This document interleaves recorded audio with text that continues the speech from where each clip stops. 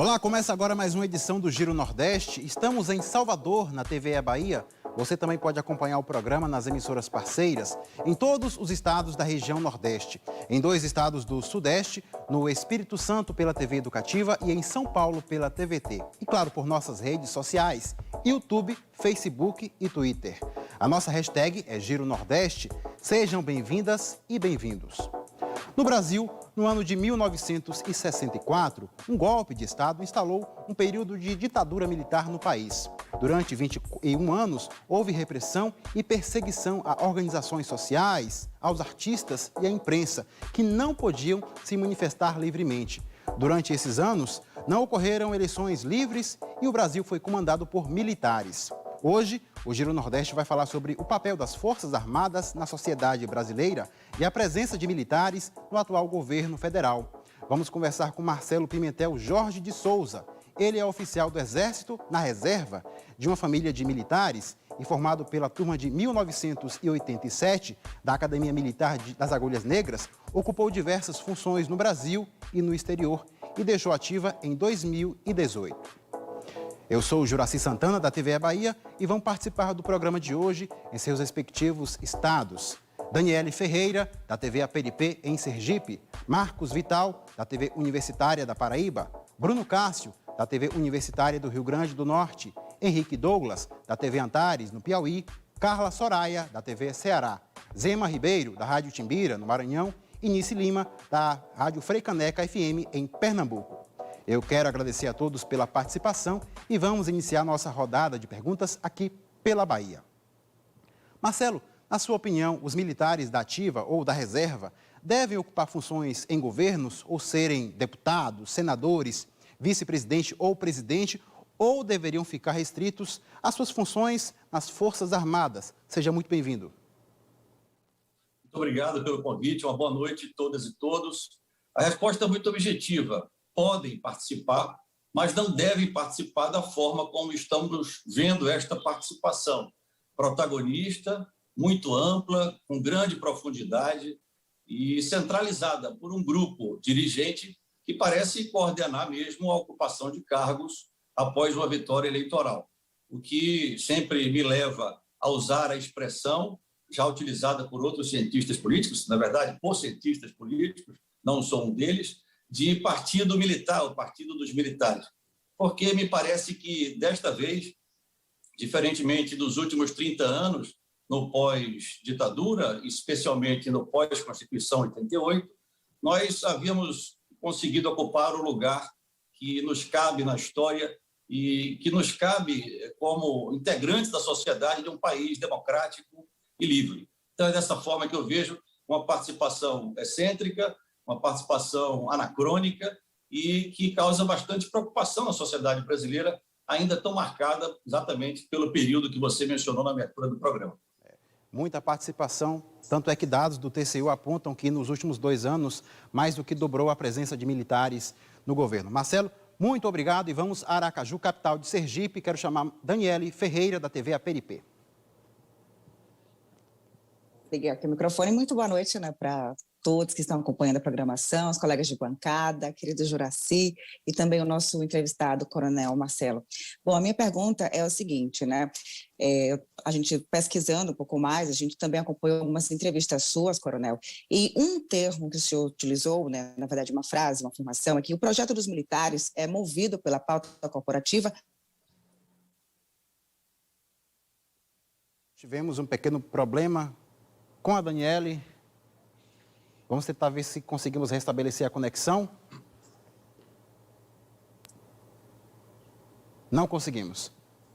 Bom, vamos fazer o seguinte, vamos para o próximo estado, vamos para a Paraíba. Vamos conversar com Marcos Vital, da TV da Universidade Federal da Paraíba. Ele vai aparecer aqui no telão para falar conosco, vai já fazer a pergunta para o Marcelo Pimentel.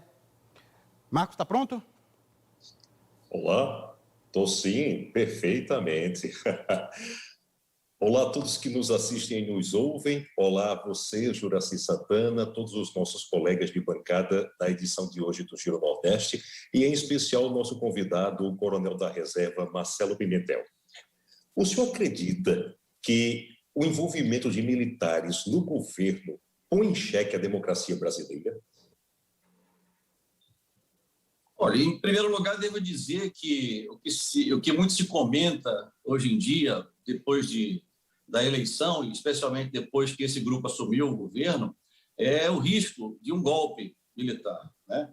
Mas é uma observação que deve ser feita com muito cuidado. Primeiro que, se formos olhar pelo lado histórico, pelo ponto de vista histórico, os que sempre patrocinaram, promoveram ou executaram diretamente essas rupturas institucionais, podemos usar essa palavra genérica de golpe, já estão no poder, né? Então, aqueles que detêm o poder das armas e protagonizaram essas rupturas já estão no poder. Então, o risco de golpe, historicamente, é zero, né? E a minha geração de oficiais, que hoje, na ativa, se encontra muito próximo de chegar ao alto comando, não tem uma vocação golpista. Nós nos formamos nos anos 80. Exatamente assistimos à transição da ditadura para a democracia. E participamos, ao longo desses 30 anos, desse movimento de afastamento recíproco das Forças Armadas e dos militares da política e de governos, né? Então, como disse, estávamos no nosso local correto. O problema é que a geração dos anos 70, que durante a última década chegou ao alto comando, resolveu, por uma série de motivos e razões, assumir de novo esse protagonismo político e, evidentemente, usar as Forças Armadas como uma espécie de instrumento para chegar ao poder. Dessa vez, não houve ruptura institucional, mas o fato é muito claro. Nós somos governados por militares, presidente, vice-presidente, os principais ocupantes do núcleo político do governo desde o início são os militares de sua geração, essa anterior à minha, e realmente não há risco de golpe, né? O nosso compromisso com a democracia é muito claro. Evidentemente, declarações reiteradas de alguns militares que estão no governo e posturas pessoais de alguns deles causam esse debate e que, na minha opinião, também faz parte de uma certa narrativa para gerar na sociedade uma percepção de que há esse risco de golpe e que ele estaria centrado na figura do capitão presidente, de modo que, se houver uma ação das Forças Armadas para evitar esse golpe fantasioso, ela deverá ser até aplaudida pela população, que perceberá, então, que estaríamos cumprindo as nossas tarefas constitucionais. Então, é assim que eu vejo, o risco de golpe é praticamente zero, a sociedade brasileira não é mais como a de 64 e certamente não aceitaria esse tipo de intervenção excêntrica à Constituição Federal. Tá certo, Marcelo, obrigado mais uma vez. Quem está assistindo ao Giro Nordeste pode fazer perguntas e comentários nas nossas redes sociais, YouTube, Facebook e Twitter. E nós vamos seguir para Natal, onde está Bruno Cássio, da TV Universitária do Rio Grande do Norte. Olá, Juracy, colegas de bancada, olá, o nosso entrevistado.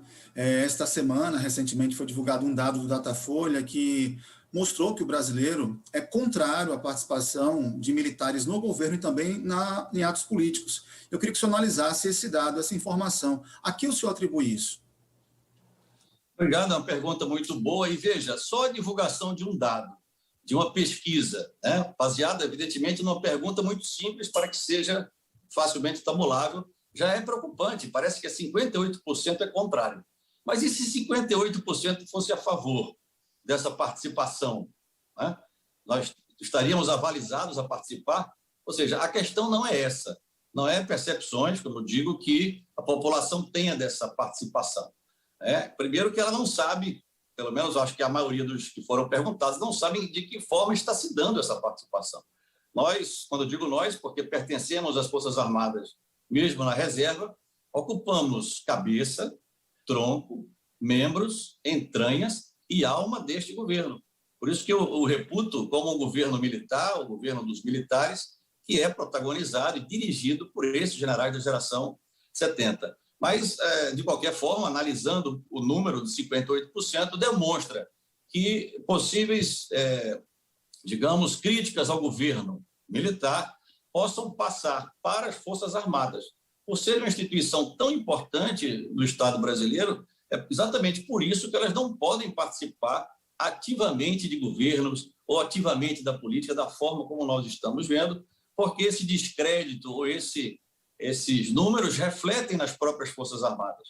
e podem contribuir para reduzir aquilo que nós temos de mais importante e que foi conquistado nesses 30 anos, que é o respeito, a credibilidade e a admiração da população brasileira. Obrigado, Marcelo. Agora há pouco, a Daniele Ferreira, da TV APRP, tentou fazer a pergunta, mas por um problema de conexão, deu uma travadinha, mas agora ela está plena. Daniele, pode fazer sua pergunta.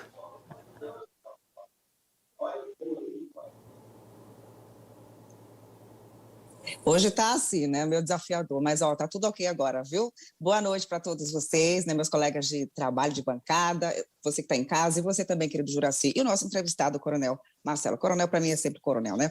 Agora, eu gostaria de perguntar, Coronel, diante de uma afirmação sua a uma entrevista feita para um jornal aqui do país, que diz o seguinte: o projeto dos militares ele é movido pela pauta corporativa com inúmeras iniciativas que beneficiam a classe em geral.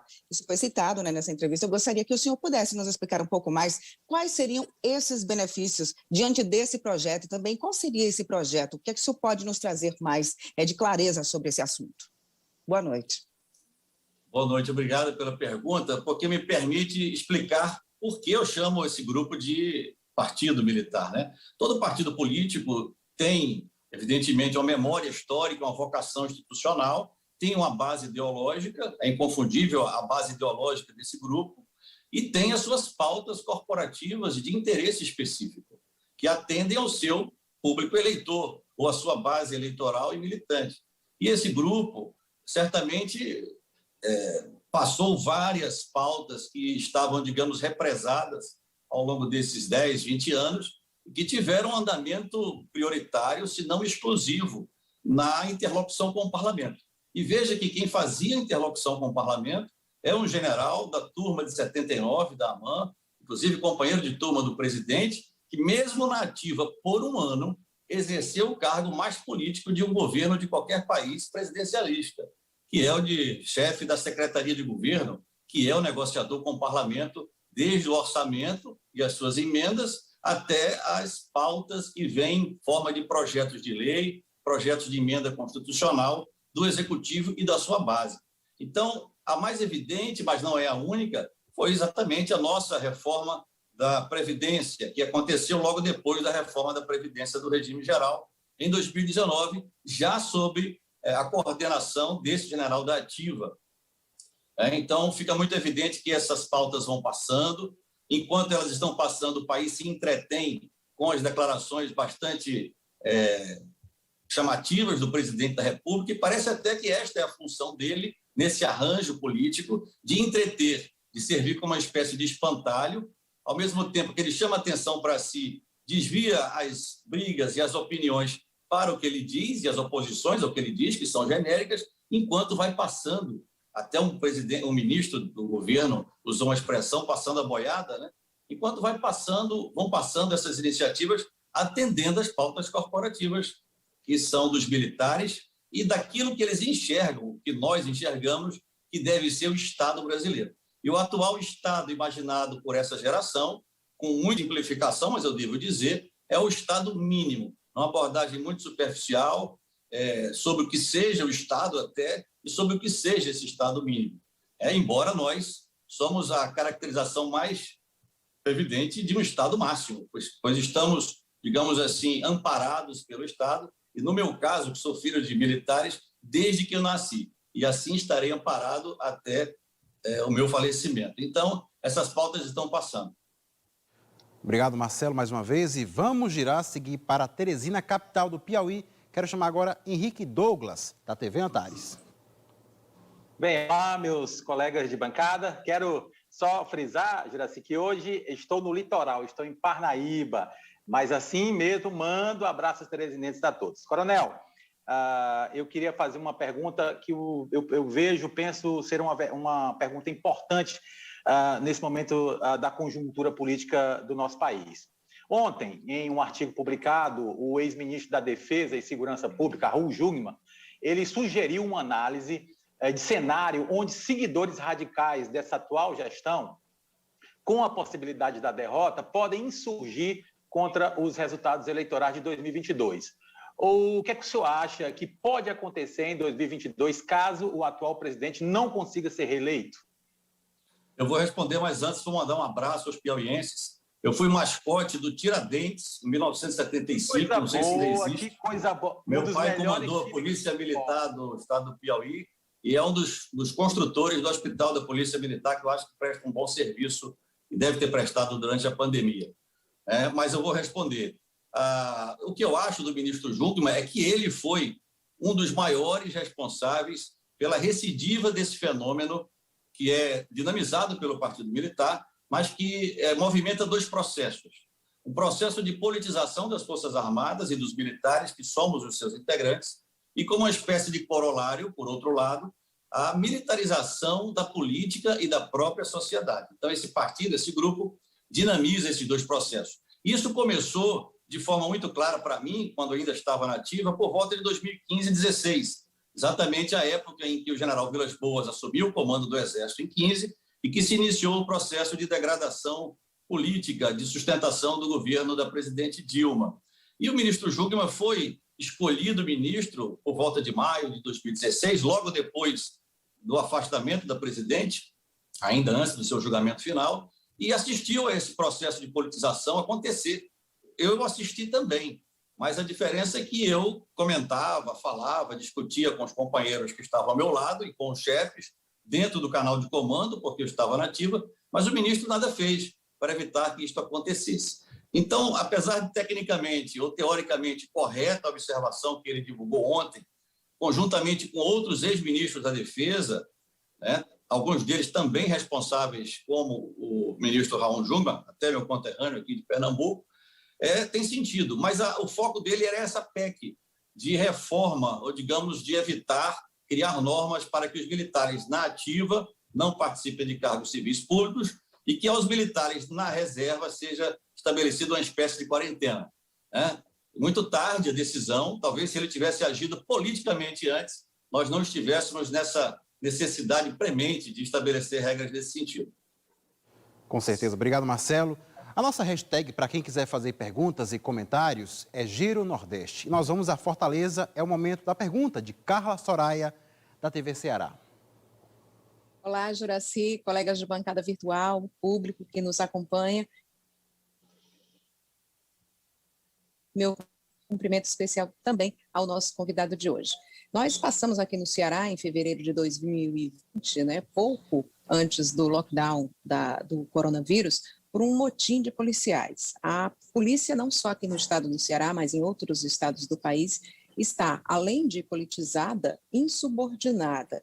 Então, já se começa a discutir também essa polícia militar, se ela não poderia ser uma polícia civil, e também a questão das Forças Armadas, o papel real das Forças Armadas no Brasil, já que a gente não participa de guerras e que muitas vezes até vira piada na internet dos soldados pintando meio-fio pelas ruas. Então, eu gostaria de saber a sua opinião sobre o papel das Forças Armadas e dessa insubordinação das polícias militares diante de governos e diante de instituições.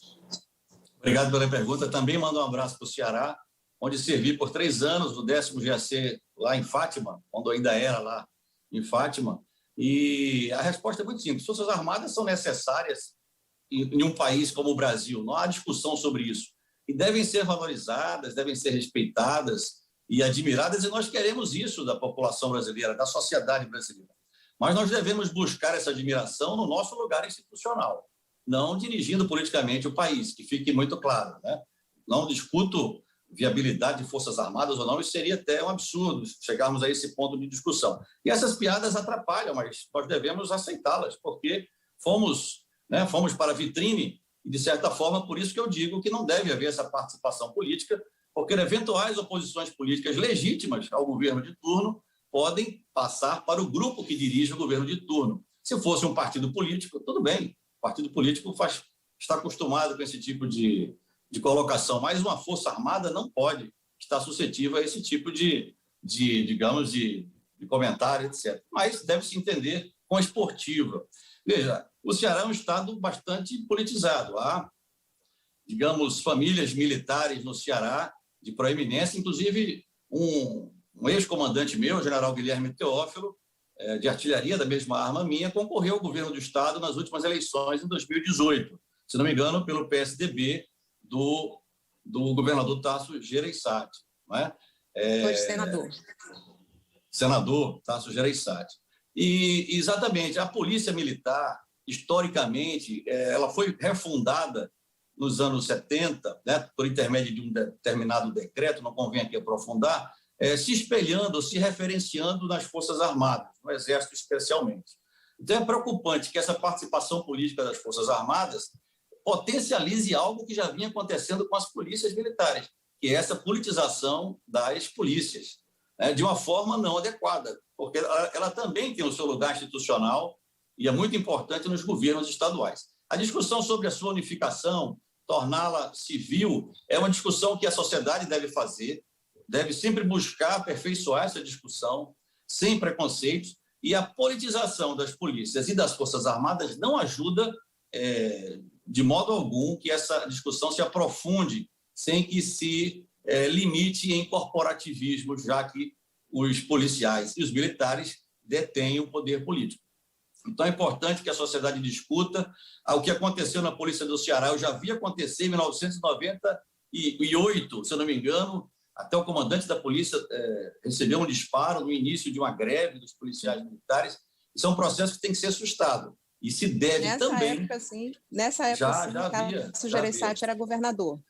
Exatamente. Fomos ao Cambeba e verificar, quando eu servia no 10º GAC, até um dos Teófilos era o comandante do grupo de artilharia na época. Então, é preocupante que haja essa participação. Não ajuda em nada ao Brasil, não ajuda ao governo do Ceará, e muito menos as polícias militares e as Forças Armadas que servem e estão instaladas aí no Ceará, né? É assim que eu vejo. É preocupante, sim, mas se deve ter muito cuidado, porque se reputa muito ao presidente Bolsonaro esse papel de pivô da politização.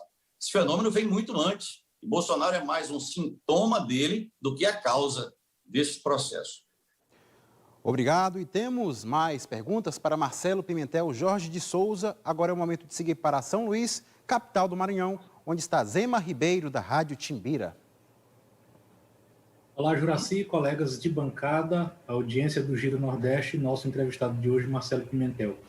Marcelo, de que modo Jair Bolsonaro é fruto de o Brasil nunca ter punido agentes da repressão da ditadura militar brasileira, como fizeram países vizinhos, além de o mesmo não ter sofrido nenhum tipo de sanção quando, entre tantas quebras de decoro ao longo de sua controversa carreira política, cometeu o crime de apologia à tortura em plena sessão de votação do impeachment de Dilma Rousseff? Muito interessante a sua pergunta, porque outras perguntas atrás eu me referi que depois da ditadura, 85 em diante, e principalmente após a Constituição de 88, o Exército e a política estabeleceram um movimento de afastamento recíproco. E houve alguns obstáculos para esse movimento de afastamento recíproco e a despolitização do Exército, que saiu com a sua imagem muito desgastada da ditadura. Um desses obstáculos foi exatamente em 1988, os problemas disciplinares que envolveram, então, o capitão Bolsonaro, que estava na ativa, né? Mas o Exército daquela época, por intermédio das suas lideranças e dos seus chefes, era o ministro Leônidas Pires Gonçalves, na ocasião, fez o que deveria, abriu processos disciplinares até chegar a um tribunal de honra, que condenou o capitão, por unanimidade, até a perda de posto e patente, por indignidade ao oficialato. Mas a revisão da sentença pelo Supremo Tribunal Militar, que era a segunda e última instância desse processo, acabou reformando a decisão. Então, foi feito o papel que deveria ser feito naquela ocasião, de eliminar esses obstáculos à consolidação do papel do Exército na democracia, mas é essa geração que chegou ao alto comando do Exército, a geração que era capitão com Bolsonaro, que, de alguma forma, o reabilitou ao longo dos últimos 15 anos, né? E o transformou de um certo estorvo que era para o Exército, até proibido de passar em porta de quartel era, porque ele fazia campanha político-eleitoral para si e para os seus familiares, ele foi transformado ao longo do tempo numa espécie de mito. Vocês só viram o mito em 2018, mas eu já o percebia desde 2015, 2016, ele frequentando os quartéis com muito destaque e levado exatamente pelos seus colegas que estavam no comando da instituição. Então, é preciso que a sociedade entenda que este é um projeto político. É um projeto político no sentido de conquistar o poder e mantê-lo. E agora este é o papel do capitão Bolsonaro, presidente, ajudar os militares que já estão no poder a se manterem, ou pela situação, pelo vice-presidente, que é natural, ou pela oposição de frente ampla, já que há alguns generais que se dizem anti-Bolsonaro, apesar de terem construído o mito, e agora estão tentando ser, digamos, capturados aí por essa candidatura que ainda não encontrou o nome, apesar dos balões de ensaio que tem lançado semanalmente. Obrigado, Marcelo. O Giro Nordeste a cada semana se renova com assuntos que interferem no seu dia a dia, com o nosso público. Vem gente chegando constantemente e se renova também com os entrevistadores. Hoje, damos as boas-vindas a Nice Lima, que faz parte da Rádio Freicaneca FM de Recife, em Pernambuco, que passa a fazer parte do Giro Nordeste. Então, vamos à participação de Nice. Seja muito bem-vinda. Muito obrigada, Juraci. Saldo também, dou meu olá para os meus colegas de bancada, a todas e todos que nos acompanham aqui no programa. E, claro, faço minha saudação também ao nosso convidado da noite. É um grande prazer conversar com vocês nesse programa. Coronel, agora eu vou focar um pouquinho em comunicação. Nós estamos aqui neste programa no Integração, que envolve emissoras públicas, e a minha pergunta vai no sentido de refletir sobre a participação militar na TV Brasil, da empresa Brasil de Comunicação, pensada como TV pública. De que forma essa presença militar ela pode interferir ou se relaciona, de alguma forma, à pluralidade de conteúdos veiculados pela emissora? Boa noite, Nice. É uma pergunta muito boa. Você lembrou muito bem e que no início do governo a EBC e a Comunicação Pública Brasileira esteve sob direção militar. Generais no primeiro escalão, coronéis no segundo e assim por diante. Por isso que eu digo que é um governo militar, porque até a estrutura hierárquica se transfere de onde faz todo sentido, que é no quartel, para o mundo político, e no caso, uma empresa pública de comunicação. Mas veja, de certa forma, essa geração de militares, esse grupo que chegou ao poder, manejou muito bem os meios de comunicação pública, por intermédio de relacionamentos formais, com meios de comunicação tradicionais e também por intermédio de redes corporativas do próprio Exército. Veja que interessante, além desse fato que você falou, do aparelhamento da EBC, o porta-voz do Exército Brasileiro, durante os últimos 4 anos anteriores à eleição do presidente, virou de um dia para o outro, mesmo na ativa, porta-voz do governo e porta-voz do presidente. Me refiro a um general de divisão, até nosso conterrâneo, descendente de quem dá nome a Conde da Boa Vista, que, veja, manejou a comunicação social do Exército por 4 anos, ajudou naquele processo de transformação de um estorvo, com todas as aspas, evidentemente, em um mito, também com todas as aspas, dentro dos quartéis, em primeiro lugar, e depois, por intermédio dessas conexões com meios de comunicação tradicional, que eu já me referi, no âmbito nacional, já que a família militar e seu entorno aproximado estão espalhadas e distribuídas por todo o território nacional. E virou o porta-voz do presidente da República. Isso caracteriza muito bem o que é a politização, o que é esse aparelhamento que aconteceu, que não é saudável, porque os nossos valores, os nossos métodos e a nossa relação com a autoridade e a disciplina é muito peculiar e muito válido para o nosso meio. Mas não é válido para o meio, por exemplo, da política ou da comunicação social, que deve se pautar na mais absoluta pluralidade de ideias, de ideologias, de visões de mundo e de identidades. E isso não combina. Como também essa pluralidade e essa liberalidade de opiniões e construções democráticas não combinam para o quartel, para a atividade militar. Então, a minha posição é nesse sentido. Nós precisamos voltar para o nosso lado da muralha, que a minha geração, eu em particular, ajudamos a construir nesses 30 anos e que está danificada. Há rupturas nessa muralha. Você deu um exemplo muito bom do caso do aparelhamento da EBC, que, se eu não me engano, já houve uma evolução e já deve ter voltado para o controle de civis. Não sei se arejados como deveriam, mas eu acho que os meus colegas já saíram da administração da EBC. Obrigado mais uma vez. Esta entrevista está sendo exibida por televisões e rádios públicas. E vamos a mais uma pergunta daqui da Bahia para o oficial da reserva, Marcelo Pimentel Jorge de Souza.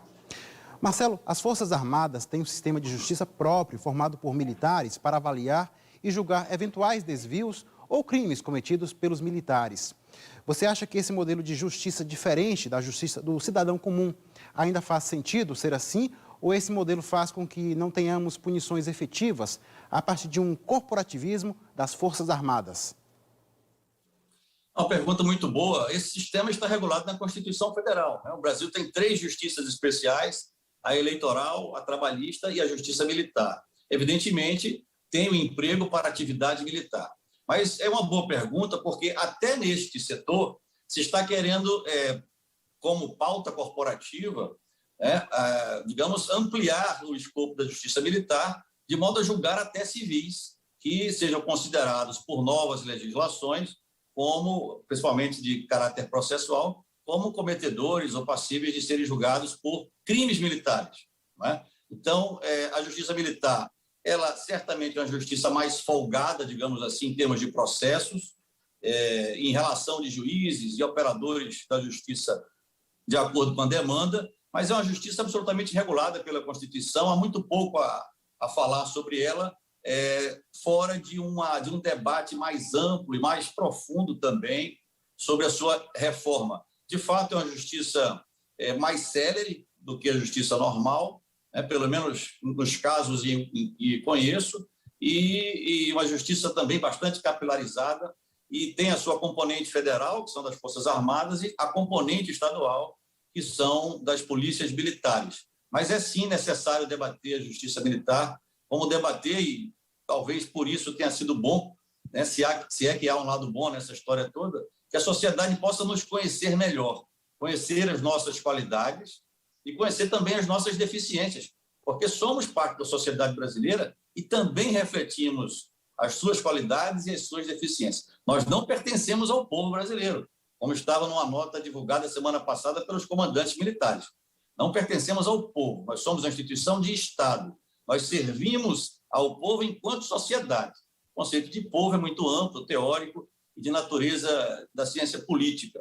Então, não fica bem usá-lo, até porque denota um sentido até populista de emprego da sua expressão. Tá certo, Marcelo, muito obrigado. E agora é hora da participação do público do Giro Nordeste. Renato Cordeiro está assistindo pelo YouTube e enviou a seguinte pergunta. Pesquisadores da área da defesa apontam que militares, desde cedo, são submetidos à ideologia anticomunista pós-Guerra Fria e aqueles de pensamento progressista são prejudicados. O senhor já presenciou isso? É uma pergunta muito boa, porque durante 30 anos em que eu desenvolvi minha carreira de oficial, de 88 a 2018, política não era um assunto do quartel. Se comentava política como se comenta, como o cidadão comentava nas épocas eleitorais, né, nas crises políticas, como observadores. Não é? Então, nunca foi um dado do problema a situação político-eleitoral. E veja, o que está acontecendo neste momento é algo muito além do que sempre aconteceu nesses 30 anos. Esse protagonismo ele é um projeto político, ele é um projeto de poder. Não interessa se é um projeto à direita ou se é um projeto à esquerda, se ele é progressista ou se ele é conservador. Ele não deve haver, em um sentido ou no outro. Se estivéssemos com um governo, digamos, progressista, com o mesmo aparelhamento do Estado e do governo, nessas condições que vemos agora com militares, eu estaria aqui, se vocês tivessem me convidado, fazendo as mesmas críticas, no mesmo tom. Então, a questão não adianta ficar buscando os novos generais Lott, ou capitão Prestes, ou qualquer general que se diga progressista, porque isso só agrava o problema. Também não adianta votar em massa em generais que pareçam entender, ou coronéis, né, que pareçam entender a posição das Forças Armadas, porque mesmo parecendo entender, não estão, pelos seus exemplos, demonstrando que entenderam. Né? Porque eu acho que tem que haver um refluxo dessa participação, e não um aumento, seja pela direita política, seja pela esquerda política. Não é? Então, é nesse sentido que eu vejo o problema de forma muito geral e de muita profundidade, e muito pouco partidária. Qualquer militar pode ter tem o direito de ser de esquerda ou de direita na sua manifestação política do voto, mas, evidentemente, que é muito claro que esse grupo tem uma ideologia fundada no anticomunismo, mas já evoluída para outros anti. Um anti-esquerdismo genérico, um antipetismo, às vezes um anti-lulismo, ou um antissistema, antipoliticamente correto, né? Antiglobalismo. Então, anti-Estado, como agente econômico indutor do desenvolvimento. Então, não se justifica nem de um lado ou de outro esse ativismo político que estamos observando. Obrigado mais uma vez. E temos mais perguntas. Quero chamar novamente Daniele Ferreira, da TV APRP em Sergipe. Olha aqui de novo. Coronel, eu fico muito feliz em perceber que o senhor, mesmo sendo militar, o senhor tem esse entendimento. Eu percebo também uma visão sociológica, né, essa compreensão de divisão do que deve ter total liberdade, do que deve ser ordem. A gente precisa das duas coisas, né? Como a Anice também fez essa pergunta. E a minha questão agora seria entender um pouco mais o que é que também leva o senhor a entrar nesse combate, porque, de certa forma, é um combate bem, né, árduo, e a gente percebe que é desafiador, porque você tenta trazer uma ideia que é muito mais profunda do que uma opinião, né, que é justamente como se comportavam os militares, né? Eu acho isso, eu acho aquilo. A gente não está falando de achismo, a gente fala de concretude, comportamento social, à margem, ordem, progresso. Então, não é uma questão nem de partido, mas é uma questão de desenvolvimento, educação, tem todo um conjunto, e é muito mais profundo. Até a sua fala, ela exige que a gente tente compreender muito mais para se entender contra o que estamos lutando, o que estamos combatendo. E eu gostaria de saber, né, como é que surgiu também dentro do senhor como militar esse desejo de às vezes até andar sozinho, porque às vezes essa é a verdade, né? A gente vê que hoje é uma minoria, porque a gente às vezes pensa mais no benefício como ser humano, o ser humano é assim, do que dar a cara a bater, né? O que é que o senhor pode falar sobre isso? Obrigado pela pergunta. Não tenho nenhuma pretensão política, né? Não desejaria, confesso do fundo do meu coração, não desejaria estar participando desse debate, né? Mas eu me sinto no dever de fazê-lo pelas minhas convicções, pelo trabalho que eu fiz como oficial na ativa e que vi muitos colegas fazerem também, de ajudar a construir essa muralha, esse exército profissional voltado para a sua atividade fim, preocupado com defesa. Veja que os generais que pontuam as páginas dos jornais e coronéis não falam de defesa, falam de política. Seria interessante que o Brasil os chamasse para falar de defesa. Como está a nossa defesa? A nossa capacidade de dissuasão estratégica para amparar um Brasil líder regional, ou com pretensões de liderança regional e até de inserção mundial. Não é?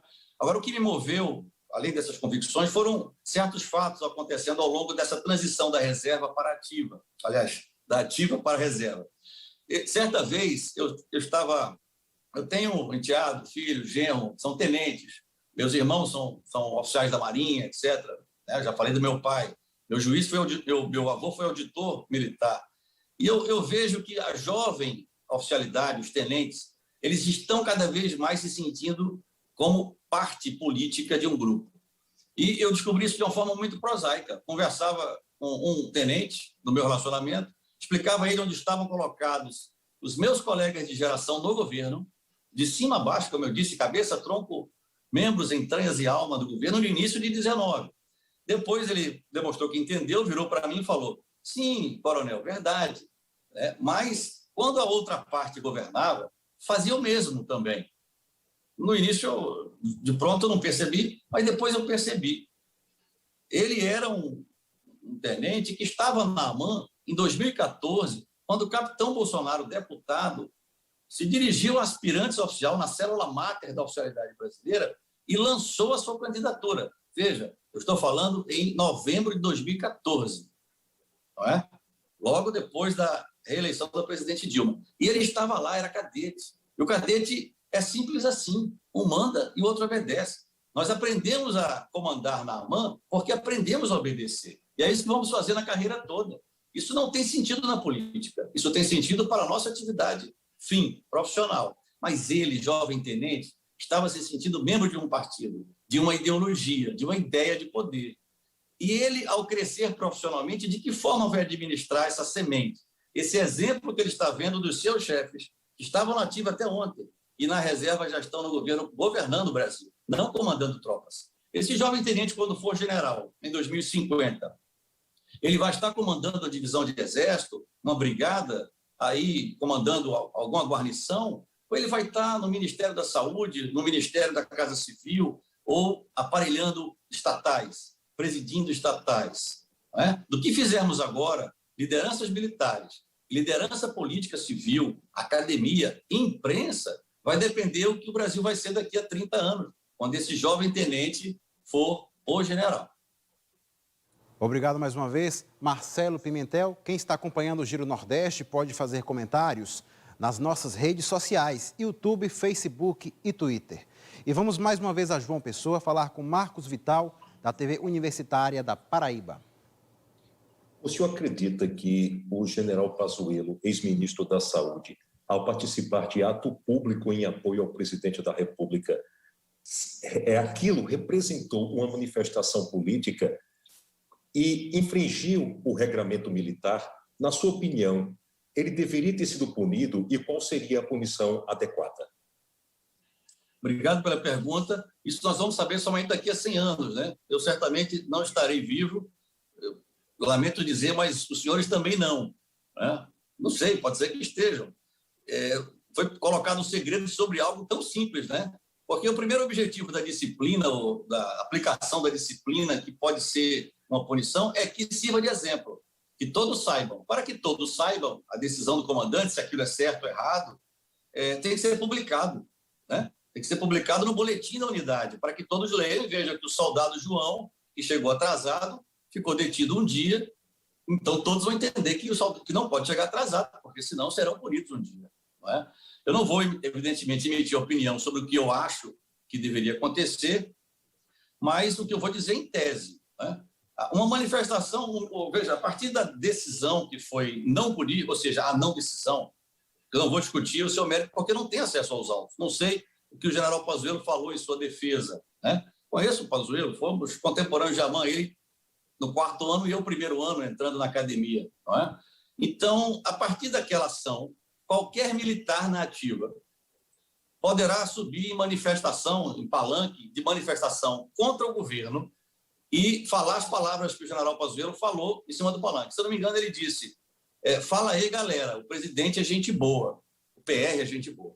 Então, a partir de agora, com esse não fato, qualquer militar da ativa, de general a soldado, pode subir no palanque das manifestações contra o governo e contra o presidente e dizer, fala aí, galera, o presidente não é gente boa, tá? Ou o presidente é outra coisa. Afinal de contas, está falando de um presidente, de um cargo político, e o cidadão tem o direito de se manifestar.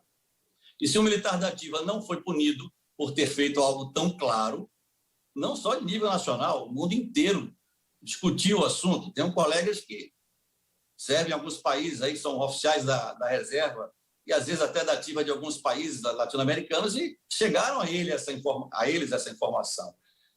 Eu fico preocupado que um comandante de unidade vai dizer para o seu subordinado, a partir de agora, se chegar a notícia de que ele participou de uma manifestação política contra o governo e proferiu alguma expressão de desagravo, desacordo, né, com o presidente da República ou com algum general que esteja ocupando o cargo público de natureza política. Obrigado e seguimos com mais questões. Agora é o momento de mais uma pergunta de Bruno Cássio, da TV Universitária do Rio Grande do Norte. O senhor Marcelo Pimentel deve estar acompanhando, como todos nós, a CPI da Covid-19 no Senado Federal e a ilação, a suspeição de militares da ativa com cargos públicos em negociatas, em denúncias de corrupção. Dentro desse contexto, qual é o impacto nas corporações militares dessa politização das Forças Armadas? Sai arranhada a imagem das Forças Armadas diante desse contexto, desse debate? Obrigado pela pergunta. Evidentemente que, apesar de não estarmos num processo sequer de investigação policial sobre essas denúncias, né? Todo dia aparece uma pista nova, ou um indício de algo novo. Apesar de não haver sequer a investigação, muito menos um processo com ampla defesa, etc., ou seja, eu não posso fazer nenhuma consideração, se sim ou não, a imagem está arranhada. É inegável. O próprio Raul Jungmann, numa das perguntas, manifestou-se ontem, dizendo que a imagem estava arranhada. Até o general que foi porta-voz do governo durante um ano como general na ativa, em recente artigo no Diário de Pernambuco, disse que a imagem estava arranhada. Ele só não disse que ele ajudou a arranhar a imagem quando ele participou do governo do capitão, que ele, como eu, conhecíamos desde sempre como um exemplo de um militar indisciplinado, de um militar com limitações até digamos, aptidão administrativa. Alguém que nunca exerceu um cargo de chefia de natureza política poderia ser um presidente de um país como o Brasil. Não é? Então, é nesse sentido que eu me preocupo com essa atuação. Eu estarei sempre aqui, ou em qualquer lugar, usando o direito que me dá a lei 7.524, de 1986, que garante ao militar na reserva de expressar livremente a sua opinião de natureza política, histórica, ideológica e de interesse público, a repetir a mesma ideia. Não cabe às Forças Armadas do Brasil, num país com a história como a do Brasil, assumir o protagonismo político, porque fatos como o da CPI, por exemplo, podem manchar essa imagem, que não é só imagem, porque é real, de respeitabilidade dos militares. A questão da corrupção na CPI me parece que ajudou a desviar do foco principal, que era exatamente a gestão em termos de saúde pública durante o ano 2020, sobre a batuta do general Pazuello da Ativa e de 15 oficiais da Ativa, que não chegaram lá de paraquedas, apesar de todos serem paraquedistas. Chegaram lá porque o comandante do Exército, em abril de 2020, autorizou ou consentiu que militares na Ativa exercessem esse tipo de função, que não é a nossa vocação. Por mais bem intencionados que estejam, por mais capazes que se achem ou achem que sejam, não é a nossa tarefa fazê-lo. Há no Brasil pessoas capacitadas a fazê-lo, né? Então, concordo que há esse arranhão na imagem. Vai ser difícil essa geração dos tenentes a que eu me referi recuperá-la ao longo dos próximos anos, mas é necessário que se comece já, porque se esse processo de politização e militarização se agravar por ação deste grupo que se assemelha a um partido, as coisas não vão melhorar, pelo contrário, elas podem até se agravar. Não estou falando em golpes, já disse que isso é uma narrativa, né, que ajuda a esse projeto. Ou seja, vou dar uma explicação muito sumária. O povo da esquerda, com todas as aspas, já disse que quer o fora Bolsonaro. Em setembro, o povo da direita, aqueles mesmos que usaram as camisetas amarelas, né, vêm para a rua, aqueles movimentos MBL, vão também pedir o fora Bolsonaro. Semana passada, uma nota oficial assinada pelos comandantes disseram que as Forças Armadas pertencem ao povo. Ora, se as Forças Armadas, digamos, sem ruptura, pedirem, sugerirem que o presidente renuncie, o povo da esquerda e o povo da direita aplaudirá as Forças Armadas. Por isso que eu digo que elas são instrumentalizadas por esse grupo que está no poder. E como todo grupo político, quer se manter no poder. Tá certo, Marcelo, muito obrigado. E vamos para mais uma participação de Henrique Douglas, da TV Antares, direto de Parnaíba, no litoral do Piauí. Adorei a camisa, Coronel, viu? Adorei a camisa. Gostou, né, Juraci? Bem propícia, né? Coronel, desde 1889 até 1990, nós vemos aí um século da participação do Exército em momentos que deixam o cidadão comum muito preocupado, né?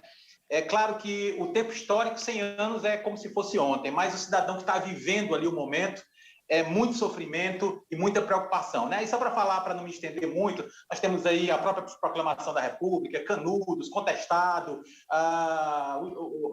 Getúlio Vargas, o Estado Novo e outros momentos onde o Exército teve uma participação muito política.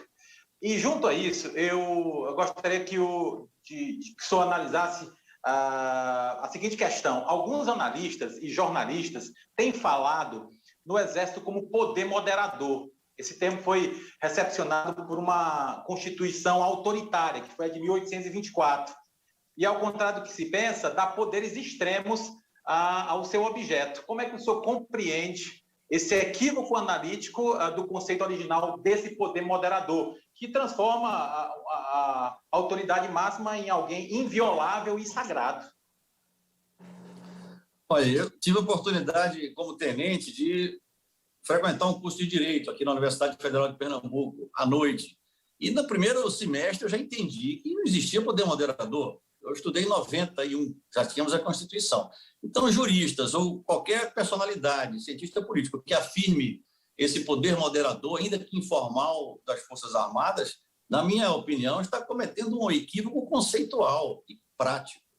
Conceitual porque não se encontra no artigo 142 ou em nenhuma outra norma de natureza constitucional nenhum indício de que as Forças Armadas tenham essa atribuição. Um famoso estudioso da relação dos militares, autor de um livro clássico, Os Militares e a Política no Brasil, As Forças Armadas e a Política, José Murilo de Carvalho, tem uma bronca com o artigo 142 e se comenta muito sobre a sua construção política. Esse artigo 142 foi o mesmo durante esses 30 anos de democracia que o Exército esteve no seu papel. O Brasil com várias crises políticas, normais de uma jovem democracia que, ao longo da história, foi, digamos, abafada exatamente por esse protagonismo político excessivo dos militares, que hoje é completamente anacrônico, até compreensível em outras épocas. Então, essa interpretação do artigo 142 é absolutamente até indiscutível, né? Não há como você discutir sobre isso. Mas é preocupante, porque alguns companheiros meus, colegas, em debates, né, 2 ou 3 anos atrás, na época em que se lançou a candidatura, etc., eu percebi que eles tinham esse entendimento.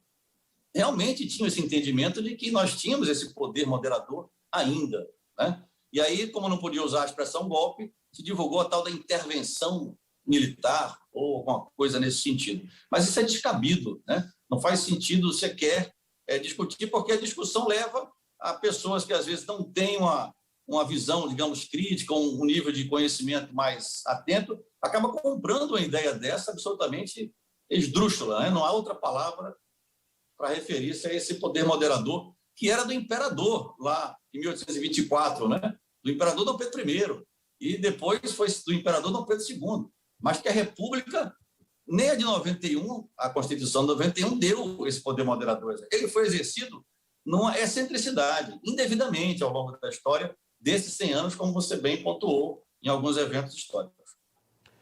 Marcelo, obrigado mais uma vez. Finalzinho do Giro Nordeste, mas ainda dá tempo de chamar Carla Soraya para mais uma participação. Carla, da TV Ceará. Obrigada, Juraci. Acabou de falar sobre a intervenção militar, né? Muitas das pessoas que apoiam o governo do presidente Jair Bolsonaro e vão para as manifestações continuam pedindo a intervenção militar. Essas pessoas ainda não perceberam que, como o senhor mesmo chamou, o partido militar já está no poder? E uma segunda questão que pode ser respondida também de forma fácil. A doença, né, agora do presidente Jair Bolsonaro pode torná-lo forte de novo? Ele vai usar como mais uma força para tentar se reeleger? Obrigado pela pergunta. Quanto à expectativa política ou a campanha, eu vou dar uma desviada e vou voltar para a percepção que a população tem dessa intervenção, porque isso é muito importante na construção dessa narrativa dominante. A expressão narrativa dominante não é invenção minha, está nos nossos manuais de operações, manuais de campanha que são herdados e traduzidos e adaptados para a nossa doutrina de países importantes do hemisfério norte, não é? Então, a guerra da informação, a guerra das informações é muito importante. E essa história, eu uso a palavra história, de intervenção, tem sido disseminada exatamente para gerar uma percepção na população brasileira, principalmente as que se informam por intermédio de mídias como o Zap, etc., a famosa rede do tio do pavê, aquela coisa que a gente já conhece bem, né? Nas nossas circunvizinhanças sociais. Eles vão ter essa ideia de que uma intervenção é válida e também vão ter ideias de que se evitasse a intervenção, se as Forças Armadas evitarem a intervenção do presidente ou das, digamos, polícias militares, ou os tenentes e capitães sendo, digamos, a massa de manobra do presidente, também vão aplaudir as Forças Armadas por evitarem a intervenção. Então, é interesse deles manter essa história de AI-5, golpe, intervenção, ditadura, porque remete a uma fase da ditadura que foi construída pelo cearense Castelo Branco, Marechal Castelo Branco, depois por Costa e Silva, e só ficou realmente uma ditadura forte, escancarada, quando se assinou o AI-5 e se iniciou a busca pelas armas para derrubá-la. Não vou entrar em méritos ideológicos sobre a validade disso, mas eles gostam de levar para esta época, porque é a época em que eles esses generais se formaram na AMAN, exatamente para lutar contra esses grupos armados, etc. Só que quando eles saíram da AMAN, não havia mais luta armada a lutar.